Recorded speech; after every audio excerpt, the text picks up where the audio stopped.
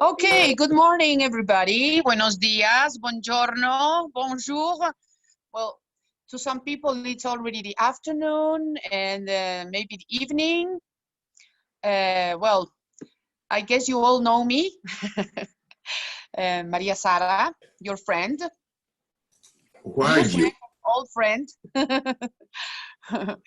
So, who's now? It's Sonia from Argentina, I guess. Yes. Nico, also from Argentina. Taswell Papier from South Africa. Taswell, so nice to see you. Well, not anymore because you put it off the video. And then Giovanni Comande from Italy, but I think he's still in. I am still in Canada. And then Pao Manoni, maybe also from Argentina. Okay, so some people will be joining us, you know, in the process, because at least in the Americas it's quite early. in Europe it's already midday, and in Asia it's in Africa as well. It's midday, I guess, or lunchtime. So thank you for being here. I just decided to put this timing to be able to have the Americas, Europe, and Asia being able to join. So I hope some Asians will join. Otherwise, this sacrifice, you know, because it's 7 in the morning in Ecuador. So, well, since you know me, I guess I don't need to talk too much about myself. But still, for Sonia, Nico, and what was the other person, and Pau, I guess it would be nice to introduce myself a little bit, just a little bit. Well, my name is Maria Sara Gijon. I live in Quito, Ecuador. I was born here. I have lived most of my life here, but I am an international person. I like to call myself a global citizen. And I think part of this global citizenship started in Japan when I was 21 years old. I was able to travel with the 24 other Ecuadorians. We joined this wonderful country. You know, we went all the way to this wonderful country, sponsored by the Prime Minister's Office of Japan, that decided to give an international touch, an international experience to young Japanese. Back then, this was 30-something years ago, 31 years ago. So now you know my age, but it's no secret. I don't mind. Because back then, 31 years ago, Japanese had little contact with foreigners, and they knew English, but it was English by book. They didn't have too much chance to practice the English.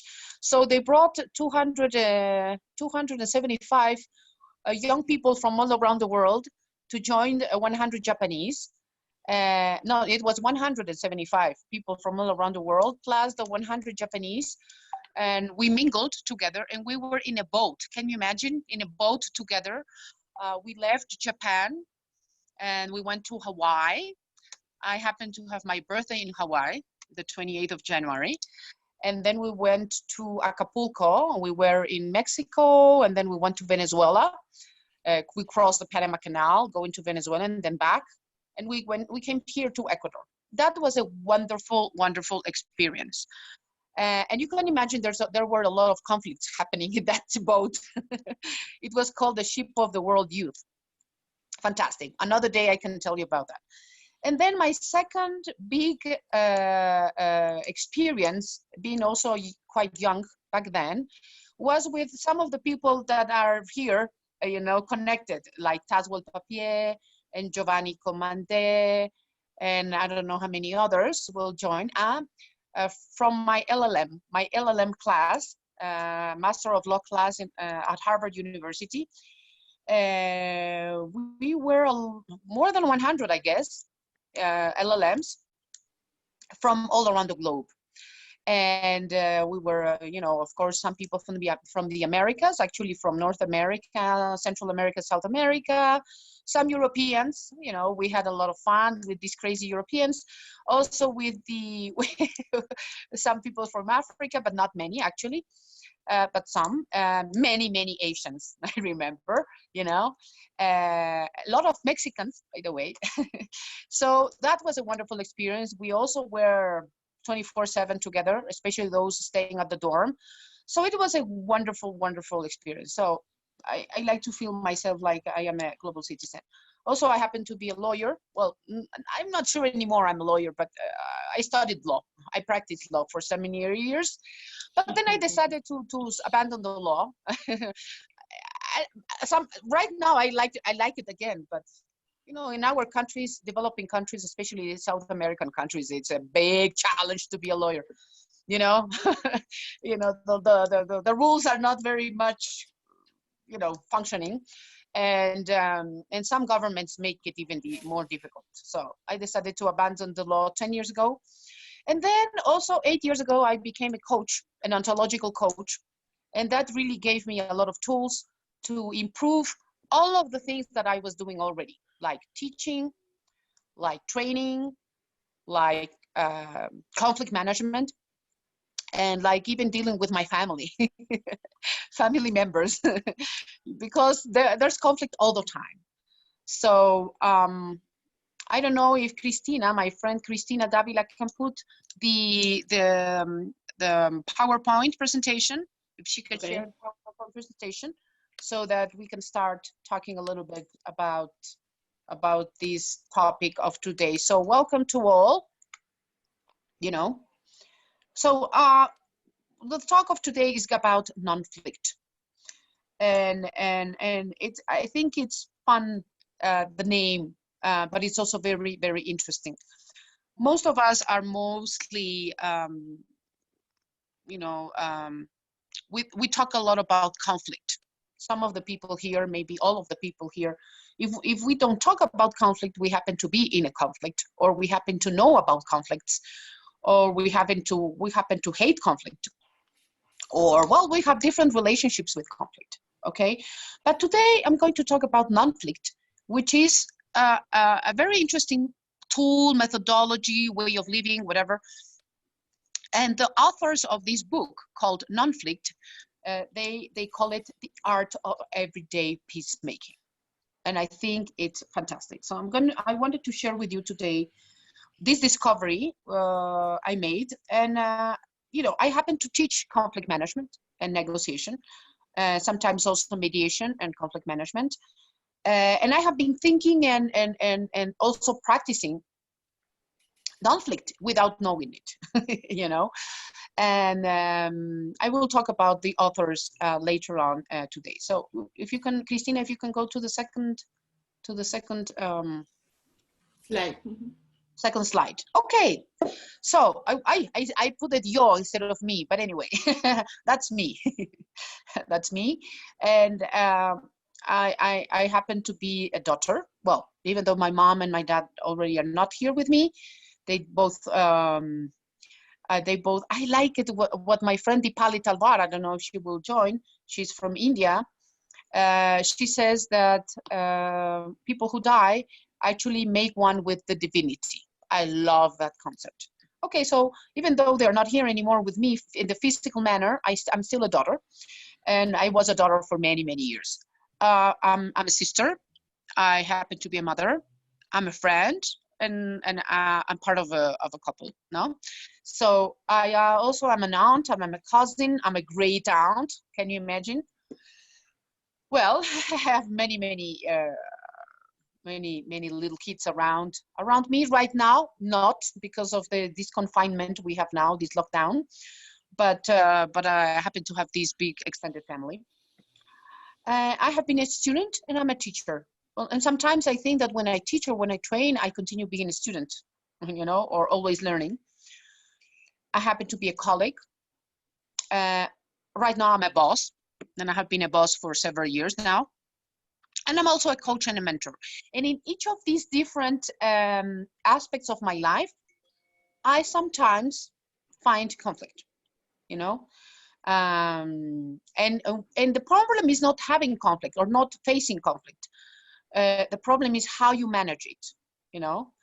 And if you can, we can go to the next slide. This is something in which I would love all of you to actually participate. So if we are going to talk about conflict and non-conflict, the first thing, you know, we need to start talking about is what is conflict. I didn't want to give a definition of conflict, you know. I prefer, and then I'm going to look at your faces, I prefer to ask each of you, what do you think conflict is? So you can just open your, I hope Cristina will allow us to open our mics. Yeah. So Nico, what do you think is conflict? Thank you, Mary Sara. Good morning to everybody. Good afternoon, whatever. I am just making some time in order to gather some thoughts and give you guys a sentence, at least one sentence about conflict. I also, you know, my job involves the management of conflict and the conflict resolution. And, you know, for me, conflict would be something like try to define life or love, right? But at least let me give you guys something for you to work on and improve the definition. So conflict would be apparently a contradiction in will regarding two or more human beings, or, you know, people with awareness. So we talk about in our line of work, we talk about interest in contradiction with or you know, in opposition to positions. This comes from the Harvard, also from the Harvard MIT. Negotiation. Yeah, negotiation, PON and CBI and stuff like that. Our mentor Francisco Ingubil, you might know him at least by name.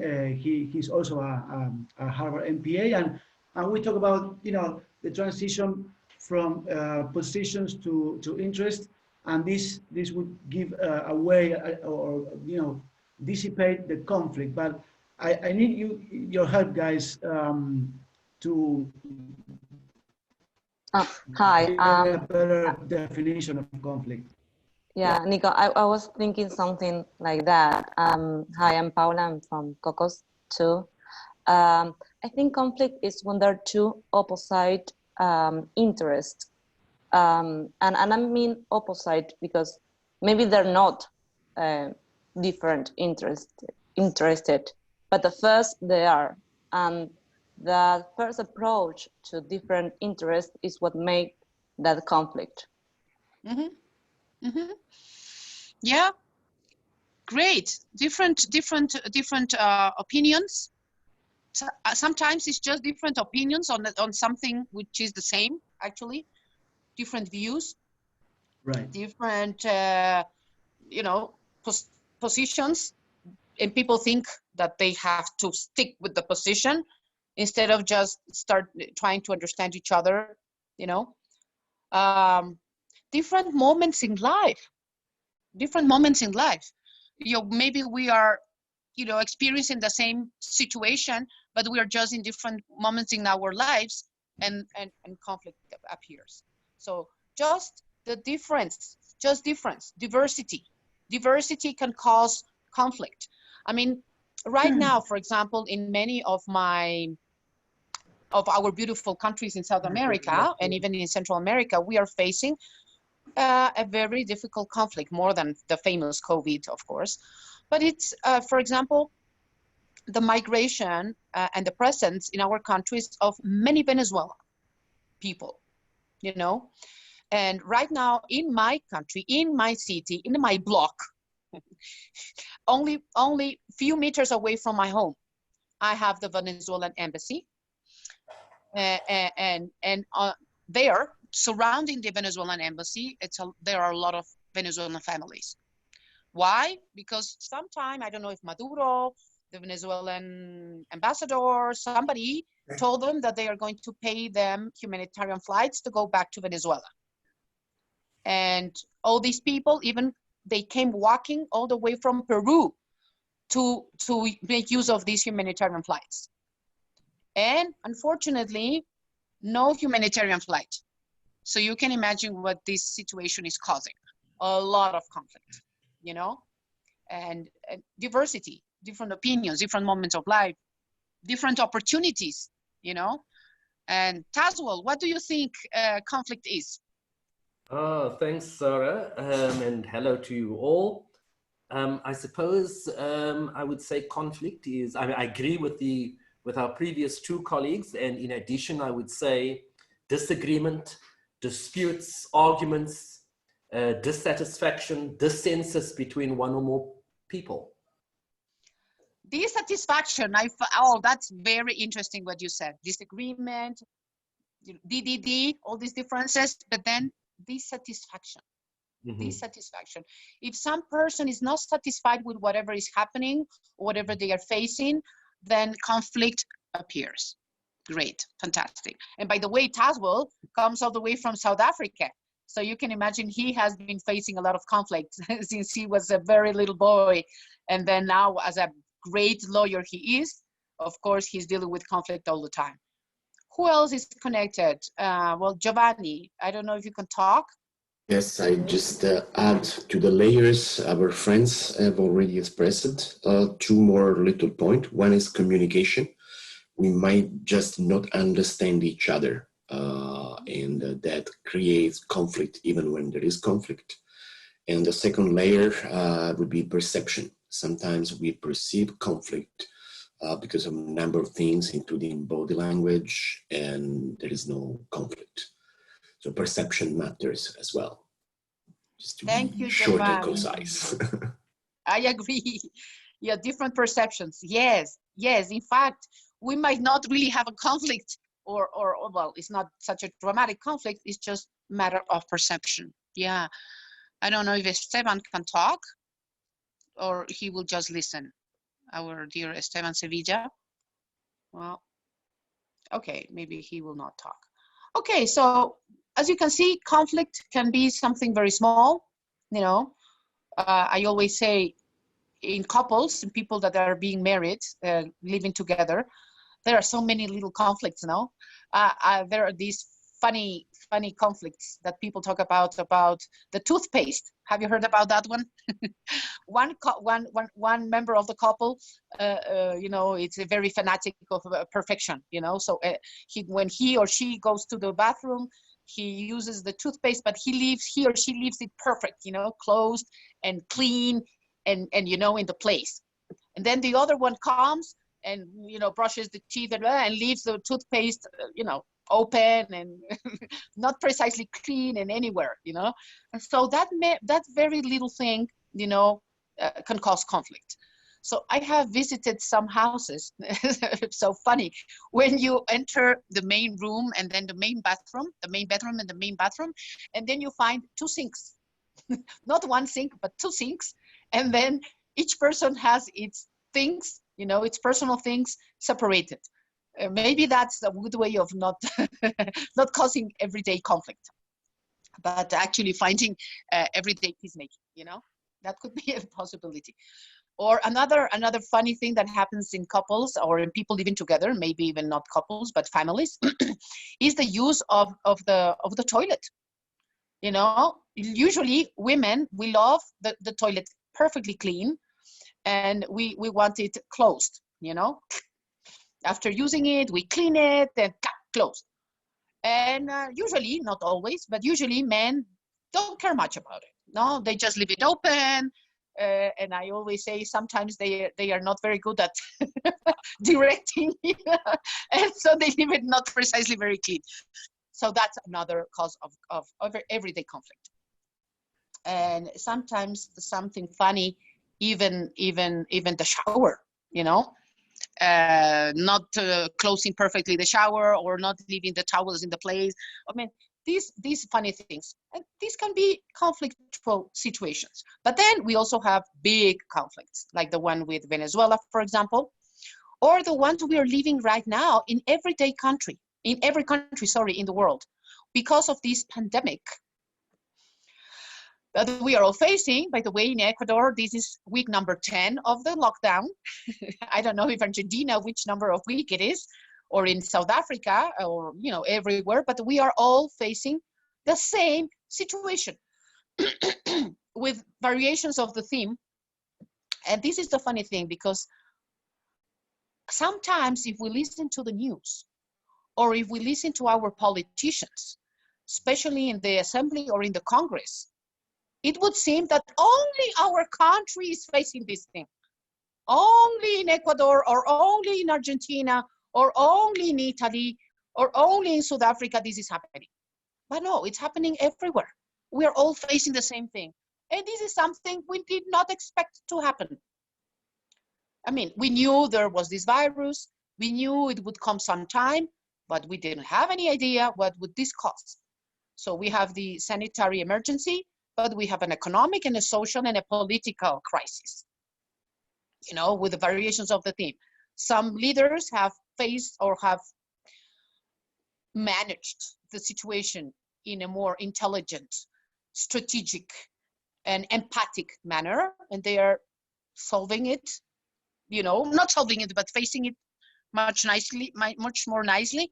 And others, I'm telling you, you know, I prefer not to talk about some of our world-class leaders, but, you know, so yeah, it's big conflicts that we are facing now, and not even to talk about wars or things like that. Okay, so, Sonia, you want to say something? Oh no, she's talking with somebody in her home. Okay, no worry. So we can move to the next slide. Christina, yeah, thank you. And so now what happens, you know, usually is that many people do not like conflict, you know. So how do we usually react to conflict? Well, many people just run from conflict. They flee, you know, they flee from conflict. I don't want to have anything to do with conflict. I don't like fighting, they say. I don't like fighting. I hate conflict, you know, so I just get out of conflict. The other possibility is that people, I don't know if they like conflict, but they definitely don't flee the conflict, and they, you know, go straight to the conflict and fight, you know, and they usually use force. So, you know, if any of you have negotiated with a difficult negotiator, sorry, but the sun, I don't know if you'd mind, but the sun is kind of, well, in my face. It's quite early in the sun, well, but it's beautiful actually. Some people are hard negotiators. I'm sure you have faced some of these hard negotiators in your lives. And of course, it's if you are not another hard negotiator, because sometimes we have two hard negotiators, you know, facing each other in a situation, and usually the conflict escalates and it's not resolved, you know, if you have two hard negotiators. If you then have one hard negotiator and one so-called soft negotiator, well, you might end up having one that uses force and the other one folds, you know? So flee, force, fold. And by the way, me, since I was a little girl, I used to think that I don't want conflict. I always said, I don't want to fight. That was me. My sister instead, she was, kind of a strong one, So we had this, we were raised together. She's 1.5 years younger than me. Usually younger siblings, since they are smaller and younger and supposedly weaker, they they become stronger fighters to survive with the oldest sibling. And instead, usually the oldest siblings are softer,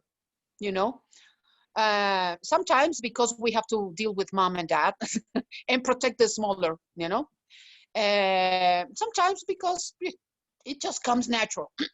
So that was me. I was a very soft little girl. I didn't like conflict. And I faced, for example, bullying at school just because I was so soft and I didn't want to fight. And because I didn't want to fight, these other girls or boys, they said, oh, no, this is the perfect person to bully. And so they were, and I was crying and all these kind of things. So it took me some years to say, hey, I don't want this bullying thing anymore, and I'm not going to flee this conflict anymore.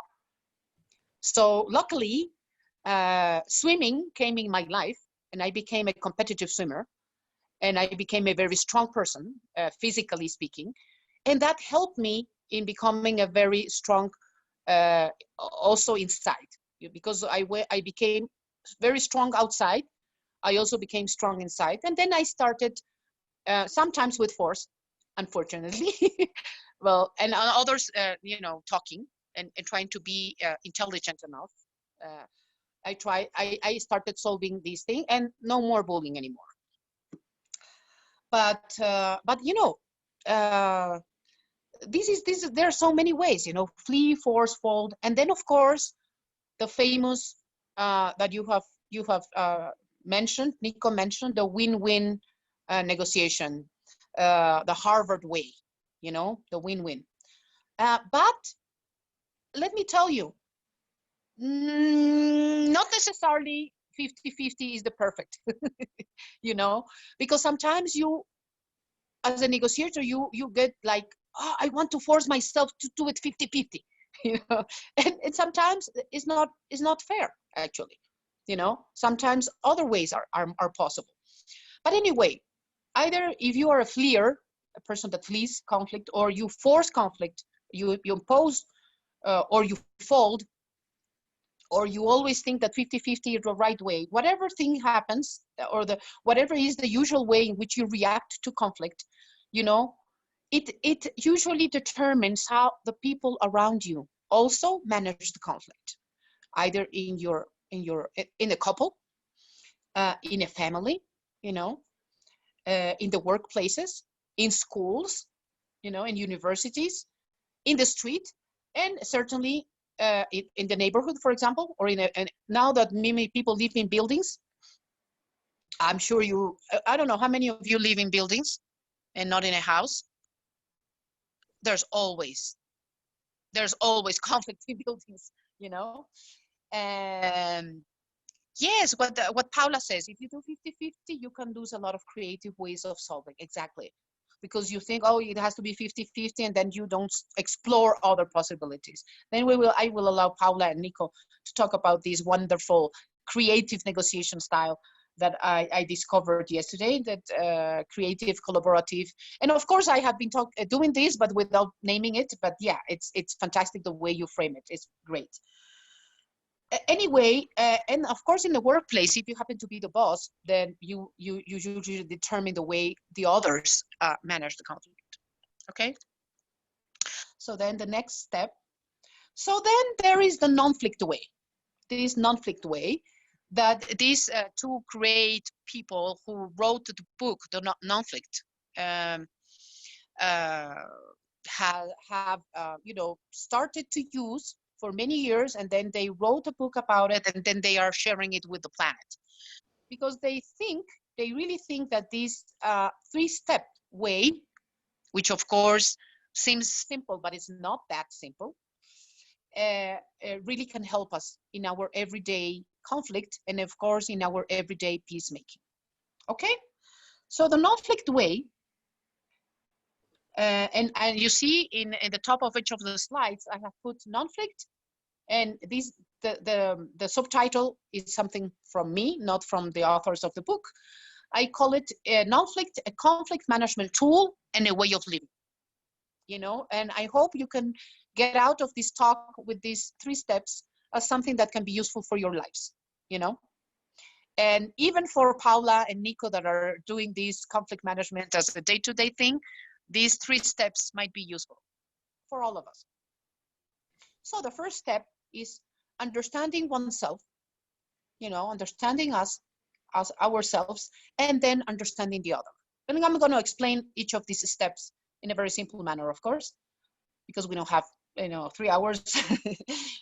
Then another interesting thing, once we are able to understand each other, then we go to the second step, which is basically understanding the shared reality, what we have in common.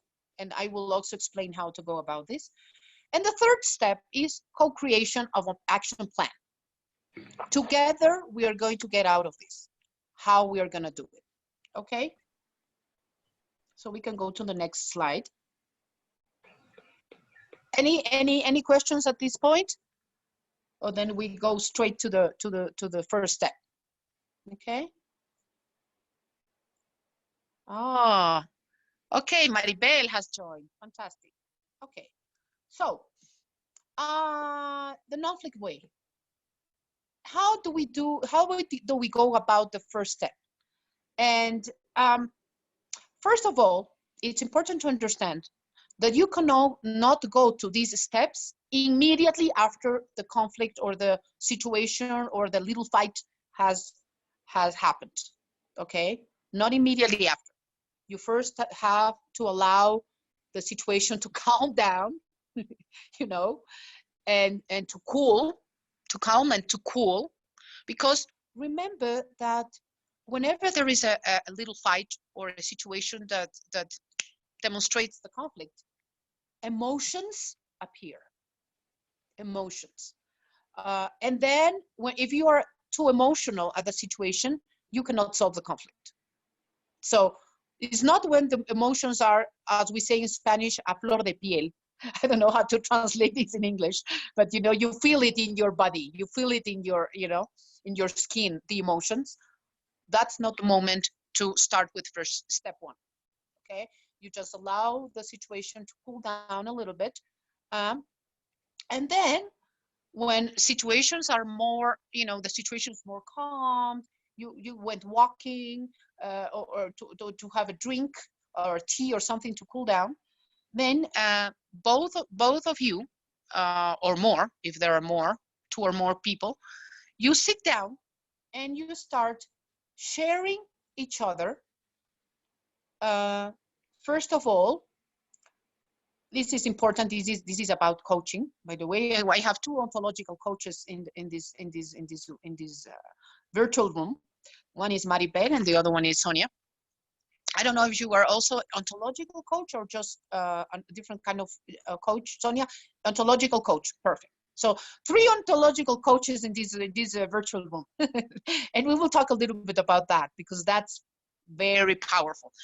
But anyway, it's very important that when we start this talk after the situation, the conflictual situation, and we are, as I say, cool, calmed, one party talks and the other listens. One talks, the other listens, and listens and shuts, you know, shut up. They shut up, okay? But the shutting up, the non-talking of the person that is listening, and we need to happen something called active listening. You have to not only not talk with your mouth, you have to shut down your here in the mind. You know, active listening happens only when the person listening actually is listening. And you know, this can sound a little bit funny, But it's amazing. I don't know. Well, this happens all the time, especially with families, no? For example, if a daughter or a son comes to the mom and wants to tell something to the mother, especially the mother, the father as well, but comes to the mother and wants to tell her something, some situation, before the son and the daughters finishes the talk and telling something, the mother is already preparing the answer. You know, oh, my daughter, you know, when I was your age, it happened something like that to me too. And the daughter says, I don't mind what happened to you. I'm telling you what's happened to me now. Hasn't that happened? It's so funny. You know, we moms, you know, I'm using this with me myself, because before I was a ontological coach and my daughter wanted to tell me something, I immediately was reacting. And now I just listen. Active listening with daughters, especially moms and daughters. Oh my God, that's a very conceptual thing. Okay. So when we are talking, when we are listening, we just don't start answering or preparing for what we are going to tell the person before the other person stops talking or finishes the explanation. Okay. So again, one person starts sharing to the other what were the facts of the situation according to this person. Okay, sharing the situation, and the other one just listens. Okay, and then after sharing the facts, the first person also shares the emotions that she or he felt when this was happening, when this little fight or this conflictual situation happened. Let me share with you something really fantastic. When I was listening to one of the authors explain these steps, he actually brought the wife, you know, to a small conversation, you know, and they actually had a very interesting situation that they wanted to share with us. They are also in the lockdown. They live in Canada. They are also in lockdown. And it's very funny because not funny, it's actually nice. They are in a lockdown in the rural area, not like most of us in the city, no? So they had the possibility of going out and walking a lot in a forest. But as many of us, they are busy all the time. You know, they are even busier now than before. Always webinar after webinar, talk after talk, Zoom after Zoom, WebEx, Zoom, go meeting, whatever, okay? But once a week, they like to go walking, you know, around.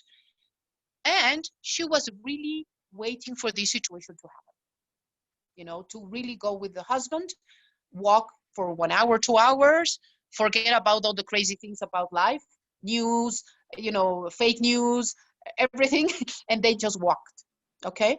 But then the husband not only brought the phone, but also was all the time watching the phone. And so she was mad. And so she actually took the phone and said, stop you looking at the phone and basta. And he was mad because he said, oh, you treat me like a little kid. I am your husband, not a baby. So it was really fun.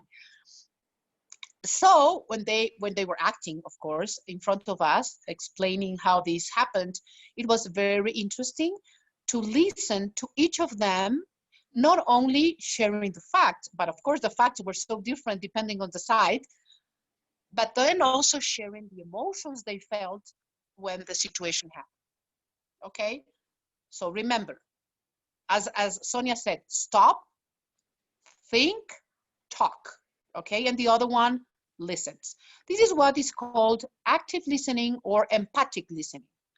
Because, well, empathic listening is even further than active listening, because it asks the person who listens to really not only stop talking here, of course here, but also here, but also put yourself in the shoes of the other person when the other person is talking.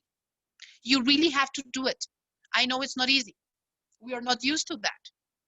as I'm telling you. I mean, we are used to whenever somebody talks to us, we are already like, you know, this brain here never stops. Okay. Oh, by the way, I don't know if you have seen, this is a very funny video that talks about the difference between the brain of a man and the brain of a woman. Have you seen it? It's so funny. Of course, it's exaggeration, but you know, sometimes it says that we women, we have this wired brain that is always connecting everything, things from the past, from the future, you know, and instead the man's brain is full of little blocks, little boxes. And I love the idea of the empty box. It's fantastic. But anyway, that's something you should look. But anyway, active listening and empathic listening.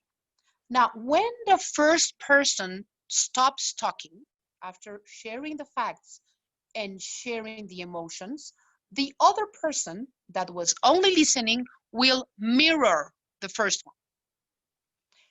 How is this mirroring happening? Well, basically the first person, that one that was talking, shuts up, you know, and the other person starts telling, I understood by what you said that these were the facts according to you, and that these were your emotions, and I, as an empathic person, you know, understand your feelings. Okay. The one that, once this is finished, the other way around, the person that was listening talks, shares the facts according to his or her you know, opinion or views, and then the emotions, and the other one listens, and then the mirroring. This has to happen both ways, and it has to be done in a peaceful manner, you know, really properly listening. Okay. So any questions after this step one? Yes, Sarah, is there any management regarding, because in this dynamic you imply both persons agreeing with this way of conversation, of non-flict. But what about, how do you apply these techniques with someone that is not aware or not you know, involved in this, or doesn't agree or doesn't even know it exists, this kind of conversation? Excellent question. Excellent question. Well, actually, this is a very good question, and this is a question we should ask ourselves in any type of, for example, negotiation. Yeah, we must explain, if we are one of the parties that know other this way, you know, the non-flict way, and the other one is not aware, we must explain how we are going to go about the, you know, this methodology. Okay, we must explain, we must tell, we must express step by step. And then if we both agree on go into this conversation, because that it is, it's a powerful conversation. You know, this is very much ontological, you know, powerful conversations, but we need to set the rules and we need to explain how it will happen. And then only if the other person agrees, we can go about it. We cannot force this kind of conversation in anybody. Okay. So yeah, and that is the way also with negotiation or mediation. Well, mediation is different because sometimes you have two parties that you know, are really not even talking to each other, and then the mediator is the good negotiator that comes and solves. But actually, mediation, as you know, is assisted negotiation with a third party that knows the rules and knows the methodology. But even with negotiation skills and negotiation techniques, if you have at least one good negotiator, well, not good negotiator, a negotiator that knows this kind of new way of doing negotiation, and the other person agrees to it, then we can go about it. But yeah, we cannot force it. We definitely have to share the rules or the ways we're going to do it. And then if the person agrees, then we can go on. Okay. But usually they do, actually, because I don't think nobody really wants to keep fighting, you know. Well, normally that's the way. With politicians, I'm telling you, I'm still not, don't know what kind of mind they have, because, you know, even in a situation like we are living now, which is a pandemic, some of them really, I don't know if they're living in the moon or where, but it's like they don't understand what we are facing. Okay, so this first step needs to happen completely from one side and from the other side. Okay, so when we go, we're about to finish, because this is the then the second step, and then the third step, and we are done. Okay, so as I tell you, this Nonflict way seems very simple, but definitely it is not. Okay, so then the second one, the second slide, okay, or the second step, sorry, in this presentation is about understanding what we call the shared reality. Okay, we will continue with sharing feelings. Okay, not anymore emotions, now it's feelings, which is a different thing. Emotions usually is something that we have immediately or during the situation. Okay, so it's I was very angry about what was happening. Remember that I told you about the husband that was very angry because the wife took the phone and treated him like a baby, so he was angry. Okay, sometimes in different situations we feel angry, or we feel frustrated, or we feel sometimes we are afraid of some situation, and that can also cause a conflict. But in the second step, we actually will share feelings, which is another different thing. We can say, I am sad, you know, I am sad about what is happening, or whatever, you know, more feelings than emotions. The emotions is something we cannot control. It's something that happens that we cannot control on happening. Okay, that moment we can of course control or manage emotions by connecting with the emotions and knowing that they are happening, and you know, in the future maybe controlling the way we react to these emotions. But feelings, you know, is something that happens usually after, and you know, we can share in a calm manner. And both parties in this second step should share how they felt during the situation, what was the feeling during the situation, and how they are feeling now when they are talking to each other in this Nonflict way. Okay, after having shared each other, and this can happen, you don't have to use the technique before of active listening. Of course, yes, active listening, but not completely one after the other. You can talk to each other, okay, and feel and feel how the other person feels. It's very interesting, you know, together. After sharing the feelings, then both parties say, hey, what would happen if we are not able to solve this conflict? What will happen with us? Either partners in life as a couple, or partners in a business, or colleagues in a workplace, or a boss and how do you say subalterno in English? I forgot how to say, but somebody that works with a boss. Okay, I'm forgetting Employee? the English. Ah, Not the employee, but you can say, yeah, you're talking about someone with lower. yeah, we say subalterno in Spanish, but I don't know how to say in I don't English. know. Well, the employer and the employee. Let's use these words. Okay. So what will happen if we are not able to solve the conflict? Remember, I told you that you must not start this process immediately after this conflictual situation exploded. Okay, either the fight or the strong disagreement or whatever. You cannot start this process of the Nonflict way immediately after, but you cannot wait forever to do it. Don't wait forever. Don't let too much time pass after. Why? Because sometimes it's too late. It's definitely too late. And then I'm going to tell you another situation in my life that happened. much older than when I was being bullied. And when I was a young girl being bullied, I didn't have any tool to solve the situation. You see, no tools at all. And when this other situation that I'm going to tell you happened, I had a lot of other tools. Yeah, but I was not yet an ontological coach. So, but I had done negotiation at Harvard. I was teaching on negotiation. You know, all these. I was a mediator. You know, all these beautiful things. And yet, I didn't realize at the beginning. I had a very high position in an organization, but still I had bosses. Okay.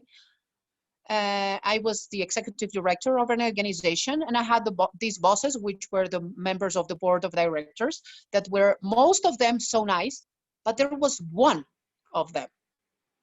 Okay, I'm not going to explain you this person, but he then became the president of the board of directors.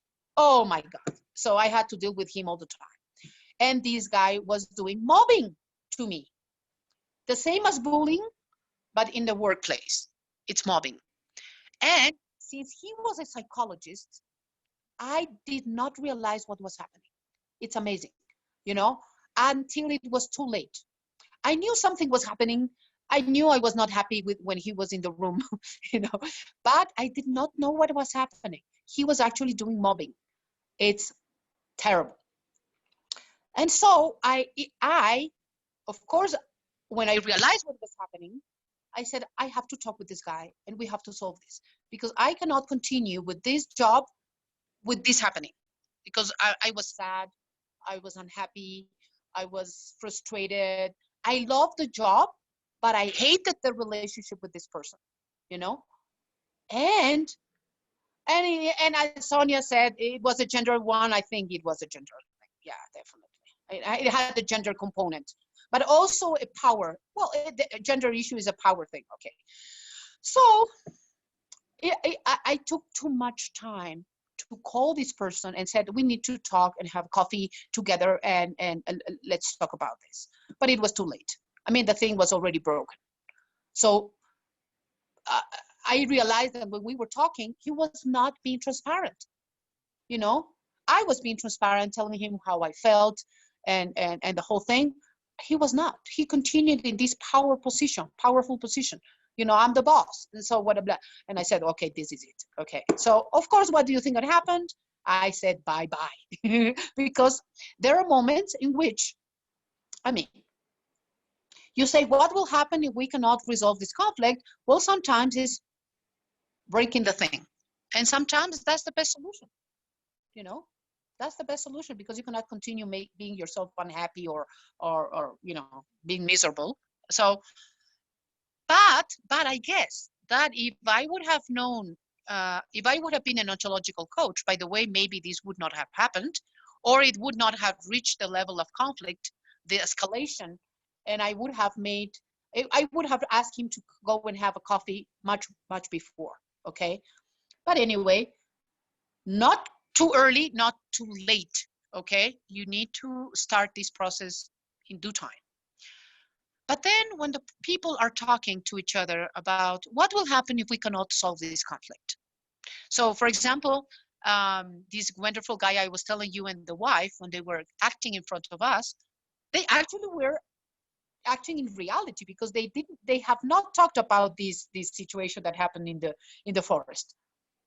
And so she said, well, if you continue bringing the phone and looking at the phone when we go out walking, I don't want to go out walking with you anymore.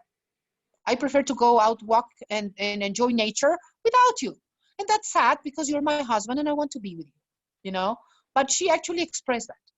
So I guess we need to solve this way, this situation in a intelligent, smart, and heartful manner. And the other one said, well, I also think we need to solve this because I love you and we need to be together and I don't want to make you mad anymore. Okay. So what will happen if we cannot solve the conflict? It's important to know what will happen. This is a little bit similar to in the negotiation, Harvard negotiation, the BATNA, no? The famous BATNA. You know, what will happen if we cannot solve this conflict? Or in the case of negotiation, what will happen if we cannot reach an agreement? Okay? Okay, so let's go to the next slide, which is the final slide of this non-flict way. Step one already, you know, sharing each other the facts and the emotions and mirroring the two ways.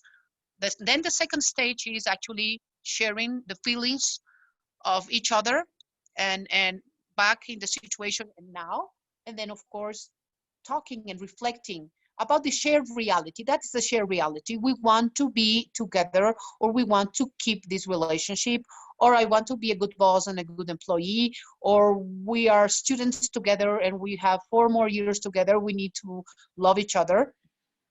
Oh, how you can save face and not look like you fold. Ah, okay, it's interesting.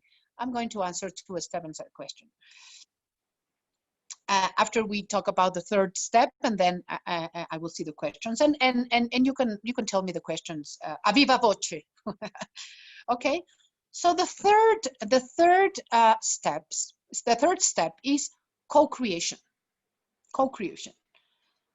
How do we go about it? Well, first of all, we analyze, we identify, and then analyze the obstacles we have to solving the conflict. How we can, once we have identified and analyzed the obstacles, then we go about at solving them. How? We ask ourselves together, no? This is something we do together.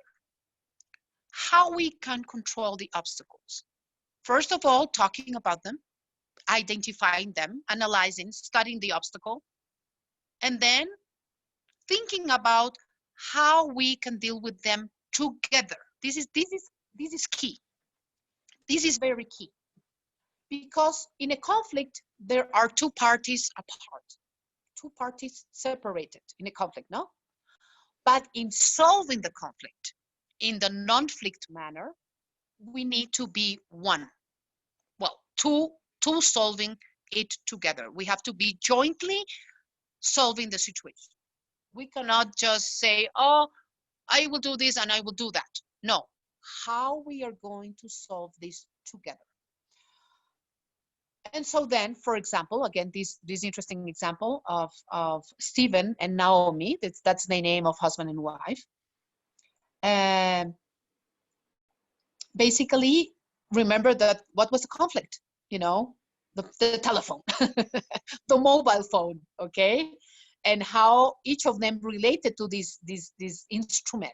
It's only an instrument, but I'm sure you have been in a situation which it was conflictual. Okay, here in my home, for example, I am in a lockdown with my daughter, just the 2 of us here, in a very big house. Luckily, you know, because there are many people that are in small apartments, a lot of people. So I'm lucky, you know, this is a big house. It was built for 6 people. Now it's only the 2 of us here. And I am downstairs and she's upstairs, okay? But yet, when we have to have lunch or dinner or breakfast, we try to do it together, and there is the phone. Okay? And you need to reach an agreement. What will happen when the phone in this situation in which we want to share? So no phones, for example. Basta, no phones. They are in a different table and we share each other. Or, okay, I need to have the phone, but it's, you know, I'm not looking at it, okay? It's there. Because and this happens to both of us. So the same happened with Naomi and Stephen. They said, well, we love each other. We both like to go in these beautiful walks. But let's handle this situation of the mobile phone, you know. And so she said, well, I actually don't mind you bringing the phone. Just don't look at it all the time. Well, you know what was really happening? This is the funny thing. He was not WhatsApping anybody. He was not even waiting a call. He is a fanatic of, how do you say this in English? Georreferenciación. So he loves to know where he is. So he was all the time connected with the GPS or whatever to know exactly which part he was and where is the nearest town. And okay, so funny. And she was mad because she thought that he was actually WhatsApping or talking to somebody else and not focusing on her, because she wanted to be the only person with him those moments they were walking together. Because the geolocalization, thank you. I was going to say I know, of course it didn't work. So yeah, so they didn't even talk about what was really happening there. You know, they were both so mad that one of them was just assuming things and the other one was assuming the other thing. And so don't assume. That's another thing. Really be transparent and tell what's really happening there. Okay? So at the end of the day, in this particular case of Naomi and Stephen, he said that he's only going to take the phone because of this geolocalization that he really likes, and then he's going to do it together with her. She's going to tell, hey, Naomi, let's look where we are. So use the phone together again, you see? And he was going to share his love for geography or whatever with her. He never did that in his life. She didn't know about this love of geography or whatever. Yeah. He kept it by himself. So it was really fun. So the same happens with any conflict or with any situation in which actually both parties want to keep together, want to keep the relationship. Because of course, if we're talking about conflicts with people you don't really mind, or you are not going to see anymore again, you might not need the non-flict way, you know. But if it's a neighbor in the same building that you're going to meet in the elevator all the time, you should solve the situation the non-flict way, okay? Or any other way, by the way.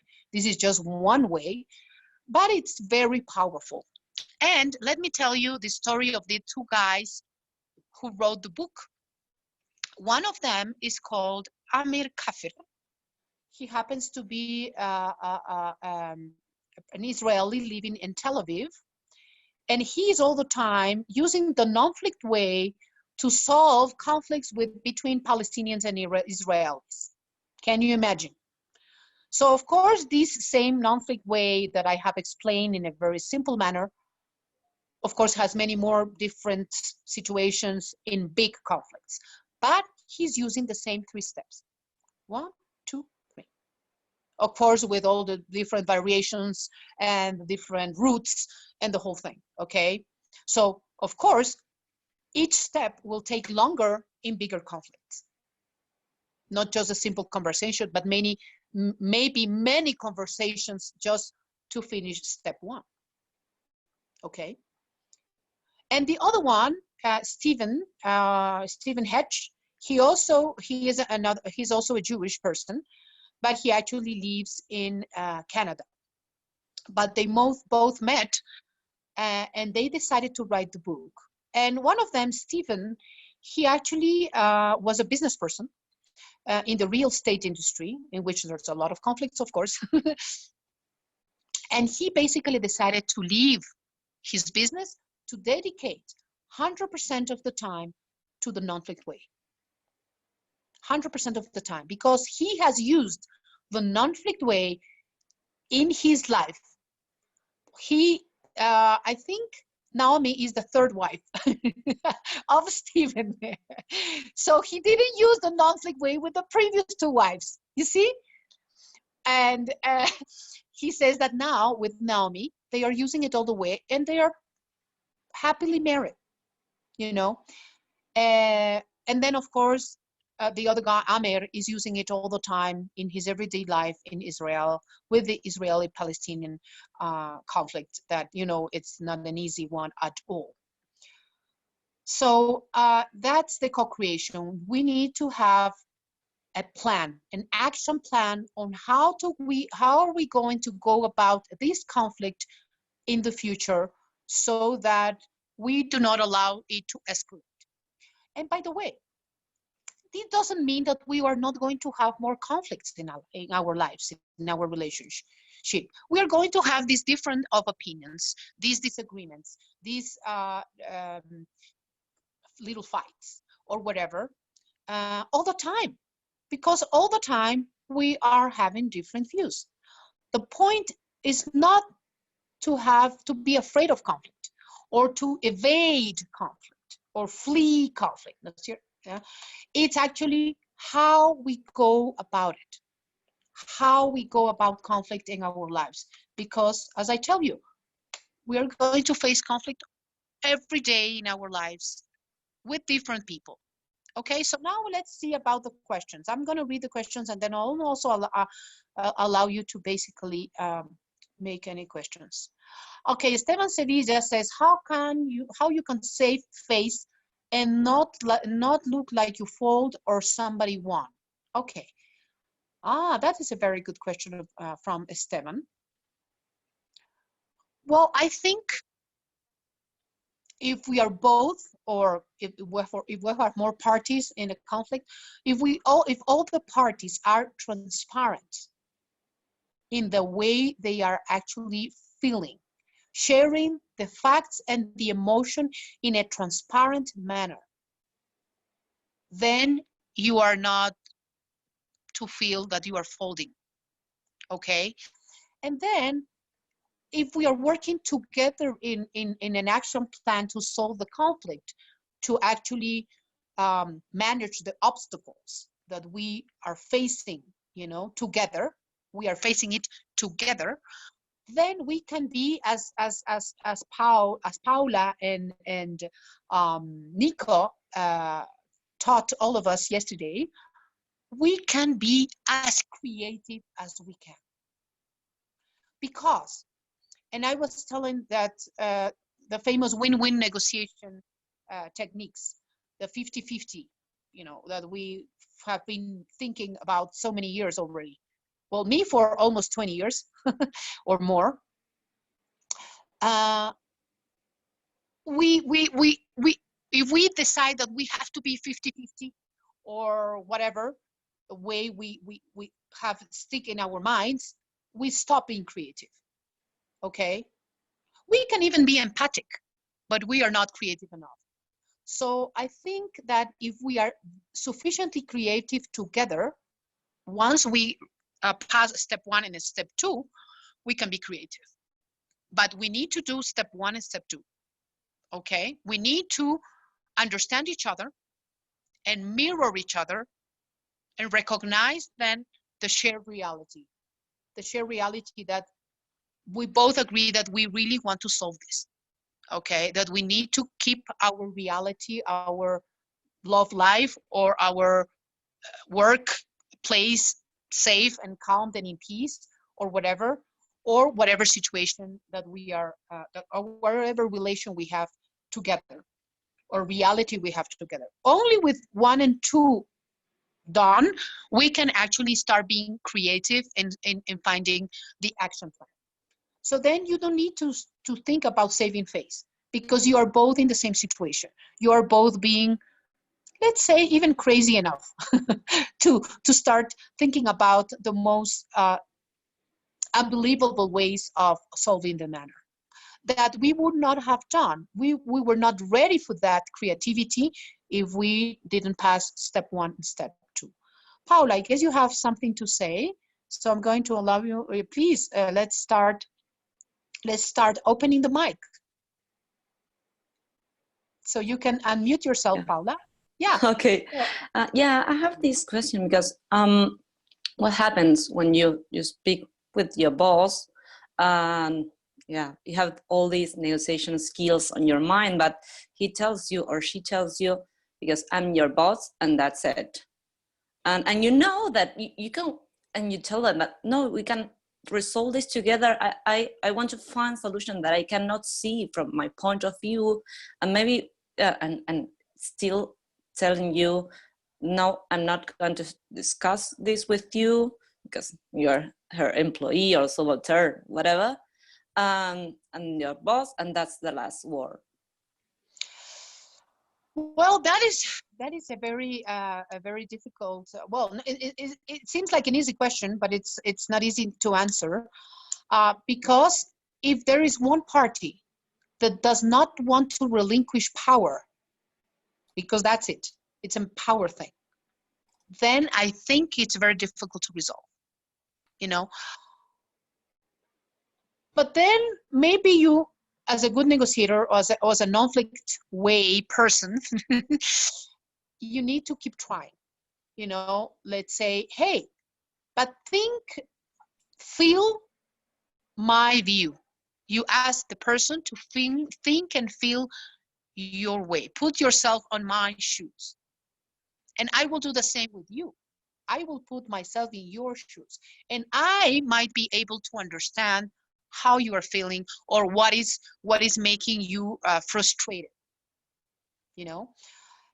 But then if the person continues being, I'm the boss and you do what I want, then maybe the situation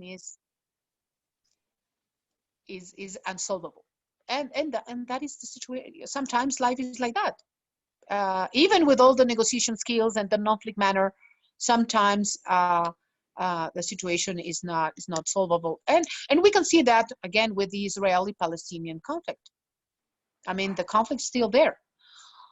Of course, you might be able to advance a little bit, or maybe with some groups, okay? Maybe not with politicians, but we can solve the problems with the people, the normal people, those who are neighbors, those who are living close to each other, okay? They might be using non-conflict way with neighbors in Tel Aviv or neighbors in Jerusalem or things like that, and they have not been able to resolve the big conflict between the politicians, you know, the president of one country and the prime minister of the other, you know.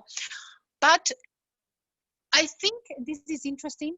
We can solve many conflicts little by little, and maybe with this little by little way of solving the conflicts or of dealing with conflicts and being peaceful, we can as we say in Spanish, poner un granito de arena.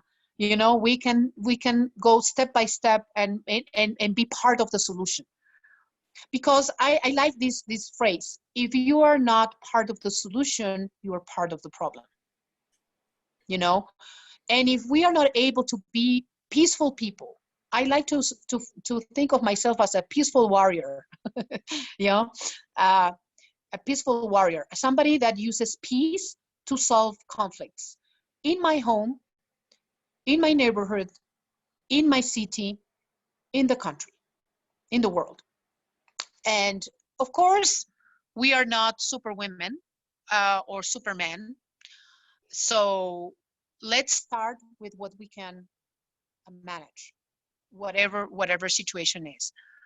But then, if there's another party that really doesn't want to help, let's put it this way, to be part of the solution, then as Esteban says there is a moment in which you have to quit, and then find another place in which you can be part of the solution, because there are places in which you cannot be part of the solution, and that happens. Yeah. I don't know if there's any other question. Ana, Yes, who wants to talk? Yes. Who's talking? Tazwell? Nico here, Nico. Oh, Nico. Hello. Hello. Thank you. Now, I just wanted to talk like in every step of the way, like talking about the 50-50 win, talking about the question that gave us Paula. But so I'm kind of like excited and enthusiastic about this subject very much. But I wanted to share with you guys. Let me see if I can rephrase it in the correct form. But I met this guy. Maybe some of you guys know him, Adam Kahane. Maybe Taswell knows him. He runs Rio's Partners. He's a very prestigious consulting company regarding consensus building and conflict resolution. He gained his fame working with Mandela and the guys from the apartheid, back there in those times. And Adam says something like, the only way you can be part of the solution is by being part of the problem. I mean, he was thinking about, we as facilitators and conflict resolution managers or whatever, we can, step forward and be part of the process, acompañar, go along with the people involved, with the stakeholders, but the real raw material for the solutions are the people that are involved in the problem. Yes. And they realize they have the power to create and perform the solution. So it's kind of like a next step of the concept of that famous phrase: if you're not part of the solution, you're part of the problem. You need to be part of the problem to be part of the solution. That's what Adam says, and it makes me, it gave me resonated with me a lot, and I wanted to share with you guys.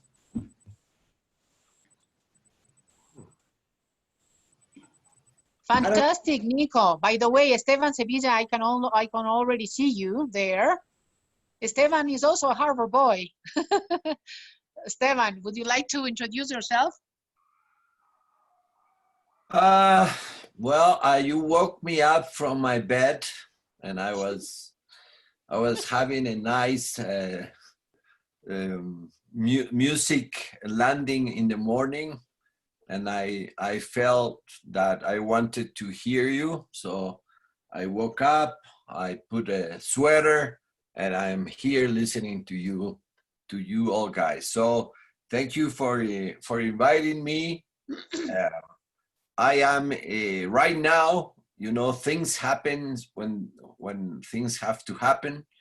I am actually writing for our group holding how we can resolve a future problem. So this was a nice way to start the morning and think about it. So thank you very much. I am from Quito, Ecuador, also like Maria Sara. I am in a construction business, but do many other things like Maria Sara knows. I am very entrepreneur, and especially I have become right now a social entrepreneur. I don't do it I do many entrepreneurial things not for business, but for helping people. That happens since this pandemic. I know something clicked inside of me, and I have become a social entrepreneur. I don't know if that's the word even, but thank you for considering me, Maria Sara, and I like the thought. Thank you, Esteban. Actually, Esteban is amazing. I have decided to choose him as my new mentor. He is fantastic. I knew him from the Harvard Club of Ecuador, and I knew he was a very successful businessman, but I didn't know this other side of Esteban. And I am in love with this other side of Esteban. I already liked him because he's fantastic. He's very kind. He's very funny.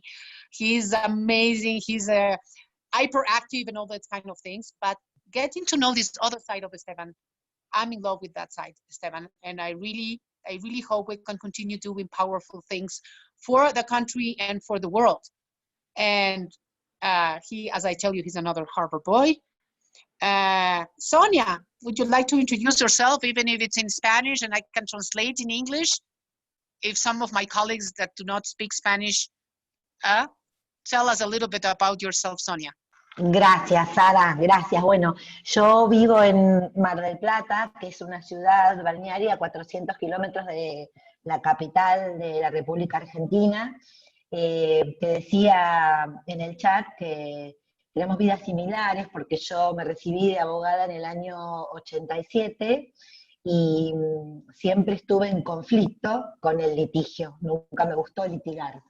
Y después de, muchos años de sobrellevarlo con peso, me formé como coach ontológico y ahí mi vida realmente dio un cambio y empecé a mirar aquellas cosas que realmente me hacían bien y me interesaban, y me empecé a enrolar en el mundo de las nuevas economías, de las empresas. del asesoramiento, de la ayuda al otro. Y bueno, una cosa trajo la otra, dirigí un tiempo la comunidad judía de Mar del Plata. Oh. Eso me dio cierto estado público y a partir de ahí luego fui convocada a la función pública. Estuve los últimos 5 años conduciendo las áreas de defensa del consumidor y derechos humanos. Así que, si Let querés me traducir. translate Sonia's what Sonia said to those that do not understand Spanish. Sonia, she says that she has a lot in common with me. She also is a lawyer, but she was not very happy with litigation. That didn't make her happy at all. So there was a moment in her life in which she also decided to certify herself as an ontological coach, and that really changed her life, completely.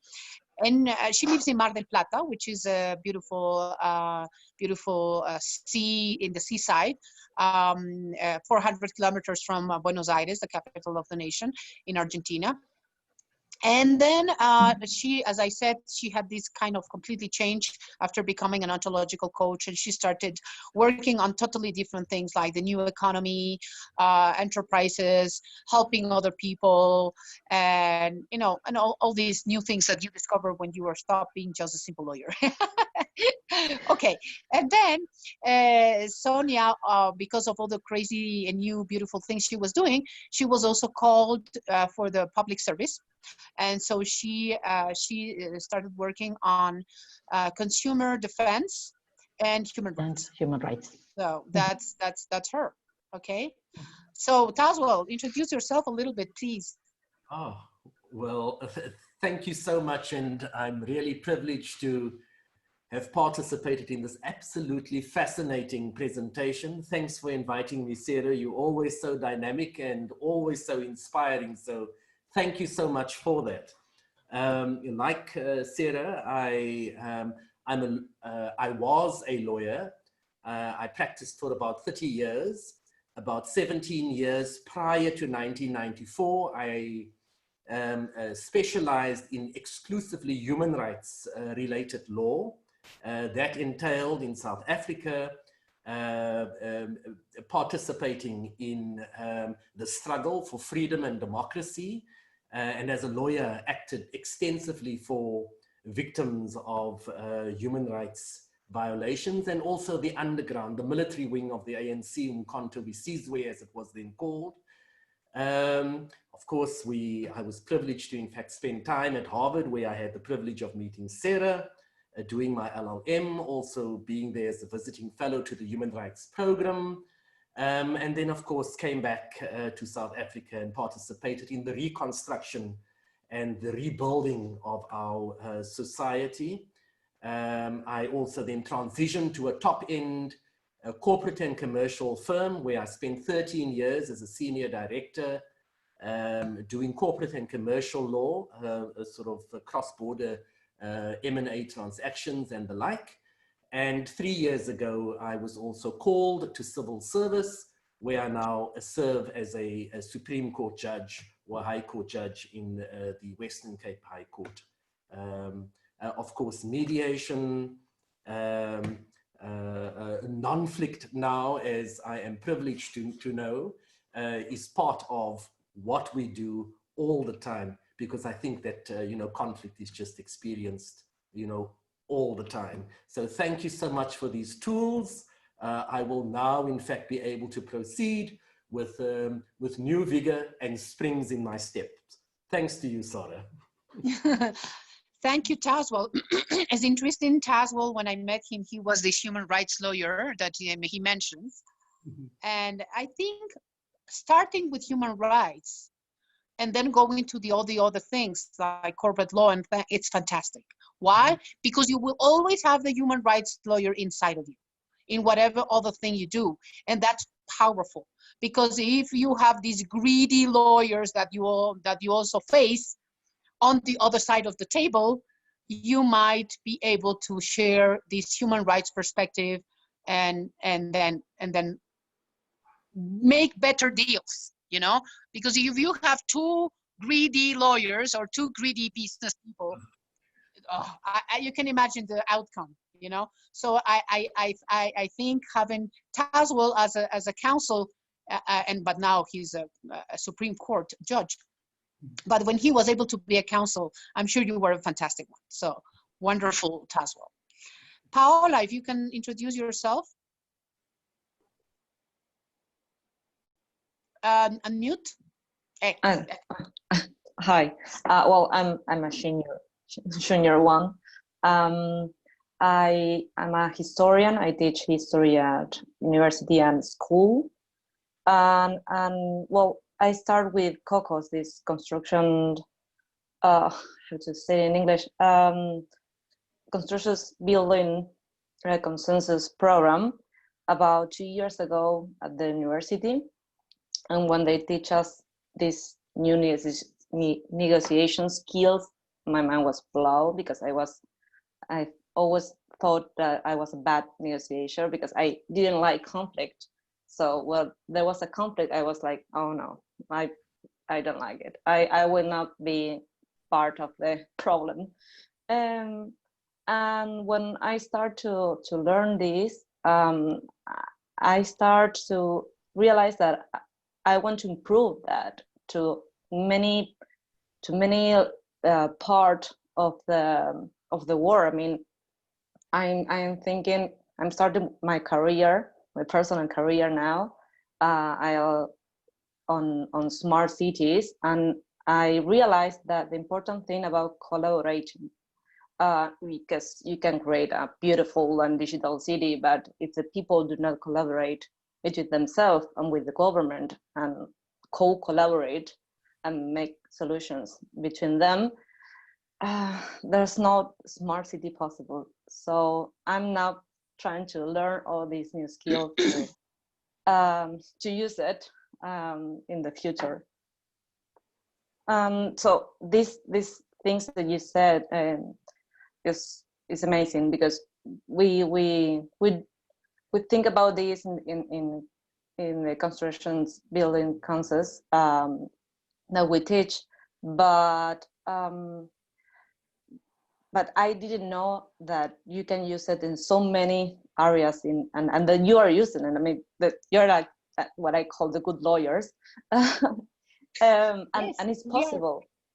And that has filled me, because it's possible to build these things with a new view, with a non-conflict view. So I had to thank all of you, that the point of each one of you is really helpful and meaningful for me. Gracias, mi querida. Well, Esteban already introduced himself. Coco, ¿qué digo? Coco, Nico. Es que it says Coco Sustentable. Okay. Yeah, because we have the Zoom Plus, so we brand it with the name. But I know I can customize it. So next time I put my name.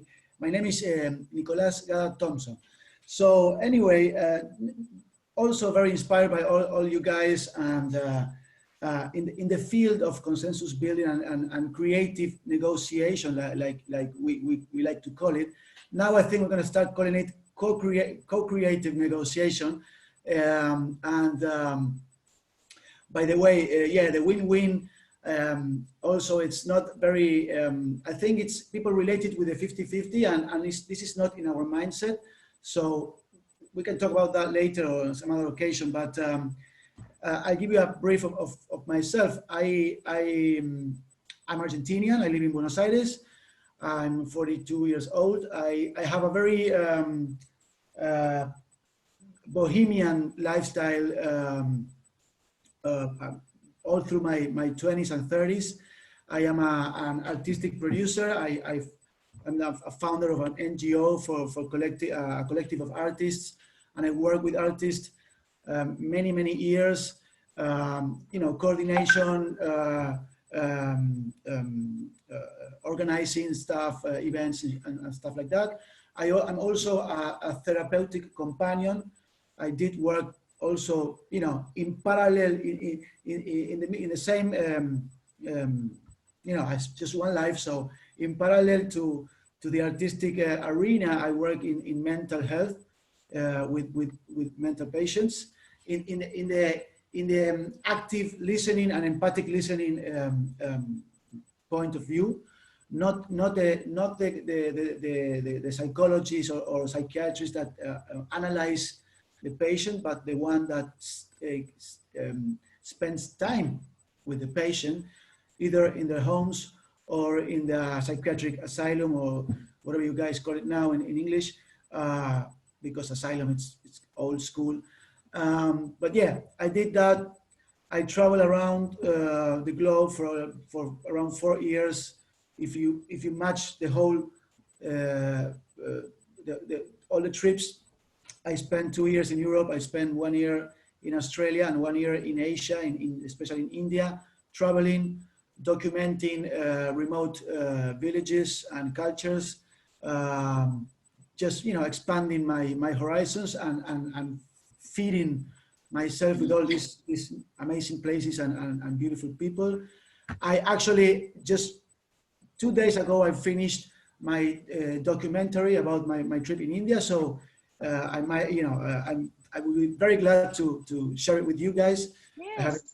Yeah. It's an observational documentary, so it's kind of like audiovisual, musical experience. But I digress.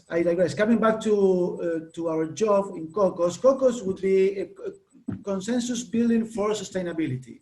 We make this play word with Cocos, coconut, meaning for us, coconut would be a metaphor of our head, and our logo, it's an, let me show you, it's an open head with a word inside. It's it's just a visual metaphor, but we are trying to share and celebrate all these amazing tools that started in Harvard and all these other prestigious places. But then, with the agile tools and the Scrum techniques and the design thinking methods and stuff, we are improving them and resignifying them all the time. And coming from a creative environment, and also the mental health, the psychology, but coming from a creative environment, for me, the creative aspects of co-creating and doing stuff together and generating the solutions comes kind of like natural. So this job for me and all this epistemology gives me a frame, so I can share it with a little bit more clear. But I realized soon enough that this is kind of like my purpose now, my goal the transition from the competitive paradigm to the collaborative paradigm. We are understanding now in science that collaboration in nature, among plants and trees, among all kinds of ecosystems, collaboration is much more relevant than what we thought before. So this idea of, humans are competitive and we need to force the collaborative attitude, that's not true. And I'm going to close my monologue. Sorry about that. I'm going to close my monologue by giving you guys the metaphor. I like metaphors a lot, very much, the poetry in life. And we are used to talk about sharks, right? In the law environment, in any environment, business, sharks all around. And many people are behaving like sharks because they think that's the way they need to survive. Talk about dolphins, right? Poor sharks. Maybe sharks are cool people in their way in nature. These are metaphors. So we need to embrace the dolphin inside us. And dolphins are the same size as sharks. They're strong, but they smile and they have an empathic. They're mammals, right? They're mammals, so they have much more empathy and soul, if you will. So we need to embrace our dolphins inside. So that's it. Thank you very much. Thank you, Nico. Actually, you know what was coming to my mind when I told my father that I was deciding to study law many years ago. I was a young girl. My father gave me a book, and the title of the book was How to Swim with Sharks Without Being Eaten Alive. Right. There you go. What a book my father gave me. And of Big course, he applause. was an entrepreneur. He was an executive of big corporations, and he knew, and he was living in this kind of life that you say, this very competitive, greedy, blah, blah, blah. And he was a very kind soul. And he knew I was like him.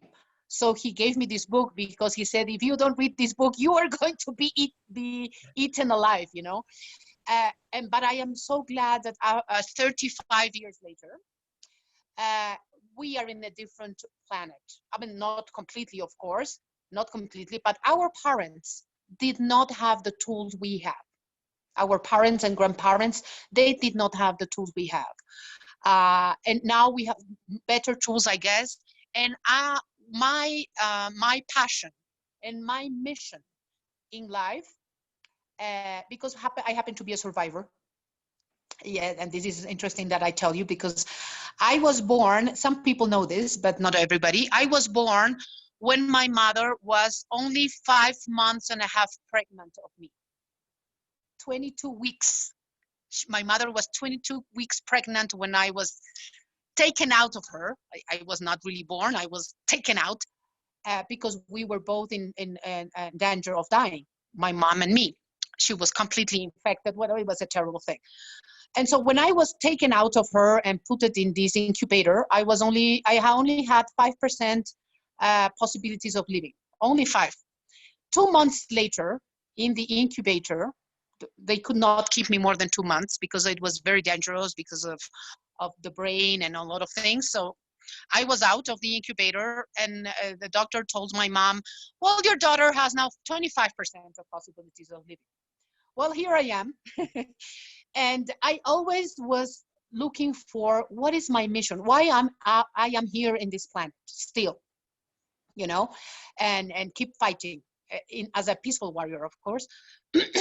I think that as an ontological coach, as a human rights, well, I was not a human rights lawyer, but as a lawyer that loves human rights, as a mentor, as a coach, as all the things that I have been putting on me as a Nonflict coach now, I think my mission is to share these tools that I have that have been useful in my life. Because as I told you, imagine a little girl being bullied and then a very good professional being mobbed. You know that you never expect this to happen, you know? You don't expect this to happen when you are in a high position, when you are, you know, powerful. You think you're powerful because you went to Harvard, of course. And then these kind of things happened, you know, and I didn't have the tools to cope with them. But I think we all here, we have to share these tools and the knowledge and all these things to others, because then we will make a better place for everybody. So thank you for joining this talk. I'm so glad to have these new friends like Sonia, Paula, and Nico, to see my old friend Staswell, and well, of course, Esteban is not such an old friend, but he's a fantastic friend. And of course, Giovanni had to leave because the little girls already woke up and they were jumping on him. And then Christina, who doesn't show her face, but she's always helping me with all these, show herself maybe. Oh, Cristina, hola, hola.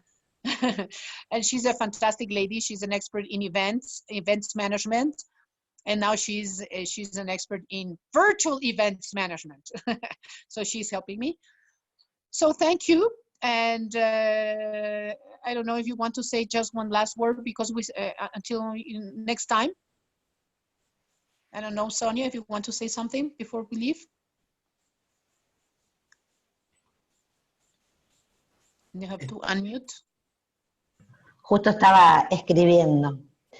Quería decirte que también comparto tu misión. Yo también siento, sobre todo después de haber atravesado la trayectoria en derechos humanos, que mi misión es ayudar a todas las personas, no solamente a las personas que se encuentran en situación de vulnerabilidad, sino también al que está al lado. Al que está al lado, si tengo una idea, si me ocurre algo, la comparto. La otra vez estuve en un conversatorio y ya ni me acuerdo de qué era porque me anoto en muchos, pero la cuestión es que uní a una bodega del sur del país con un comprador acá en Mar del Plata para que hicieran negocio. Vi a esa chica tan desesperada por la situación y le escribí y no me contestaba y le dije, mira, digo, yo no quiero sacar nada de esto, lo único que quiero es que vos te contactes con este amigo mío que tiene una vinoteca, que quiere poner una sidrería y vos vendés sidra, vos que estás produciendo sidra. Entonces, a las personas en situación de vulnerabilidad tengo un compromiso muy alto con las personas con discapacidad y el colectivo LGBT. Estuve en la función pública 5 años, no me renovaron el contrato, lamentablemente, en la última elección, pero desde el sector privado estoy impulsando todo aquello que impulsaba desde el sector público a través de las alianzas, y además me formé como promotora de ODS, y ahí está el vínculo. Gracias. So for those who don't speak, actually it's Taswell. Let me tell you what Sonia said. She says that she also shares this mission, not only of helping, you know, the most vulnerable, because of course she has this special, you know, care about the most vulnerable because of her human rights also experience and the years in the public service, but she also helps the people besides you. So she was in one of these webinars in the, you know, in this usual webinar style life that we have now. and she was able to connect one seller with one buyer. And so she identified the needs of this seller. She produces cider, and then she knows that there was this friend of her that is able to buy cider, and she connected them.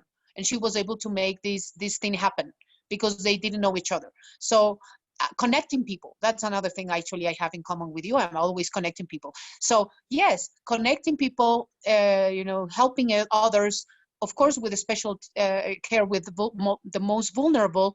And she says that she has this special care about people with handicaps or the LGBT community, but it's actually helping everybody. Okay, thank you, Sonia. Taswell, if you want to say some last words before we say goodbye, or see you later. You have to unmute yourself, Taswell. Unmute. Echo. Ah, there we go. Thank you so much. I can only thank you once again, Sarah, for this amazing opportunity.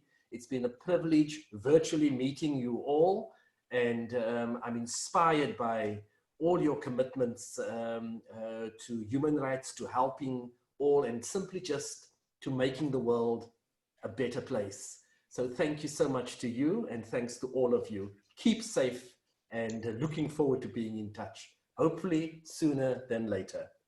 Thank you. Thank you, Taswell. Paula, you want to say something? I just want to thank all of you to share the point of view and the commitment with the people. That's like, it's really inspiring for me and encourage to me to keep on going with this tasking of collective community and make it work. So thank you, and thank you for the possibility of hearing you. It was really inspiring, and I love the Latin way that you speak from, you know, for being part of this community of Latin America that we have to speak a lot. So thanks. We are going to bring Taswell to the Latin way of life. Esteban, some last words? Well, my reflection is to thank you all, but I want to invite you my new entrepreneurial social. If you want to cooperate, and or if you want to replicate in your countries, I am, but I have a group of people that we want to do an exponential time bank. So we are gathering 100 big firms from Ecuador. Each one of those firms have to give 100 hours each. So we are going to have 10,000 hours of free consulting time.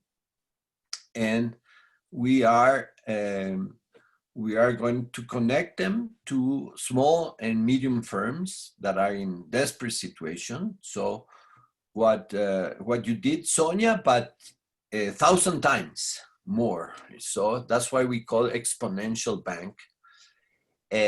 We tried yesterday already the platform for using it. It's a Mentor Cloud platform from the United States. We changed it to Spanish already, so it's already in Spanish if you want to use it. It's gonna cost you a little bit to get the platform in Argentina or Uruguay or wherever. It is in English, so you can use it. So we are gonna match 100 firms with 1,000 small and medium firms.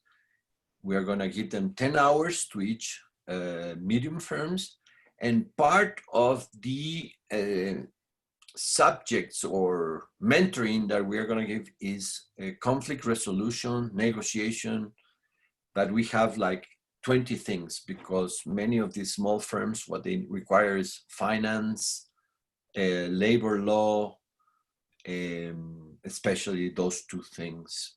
So we already have 3 big firms, giving each one of those firms 200 hours of those labor.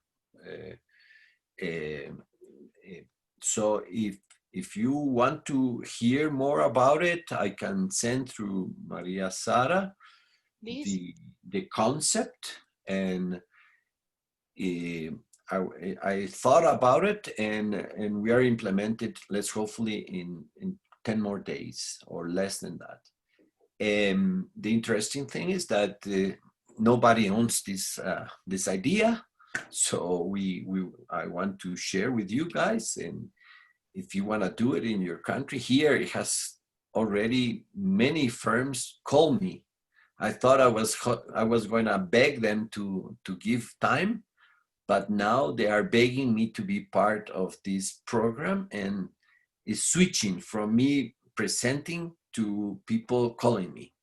So just to let you know, it's a wonderful idea, and it's already, the platform, as I told you, is already created, and we are just tweaking a little bit, but I will enjoy to tell you more about it whenever you want, and you can participate.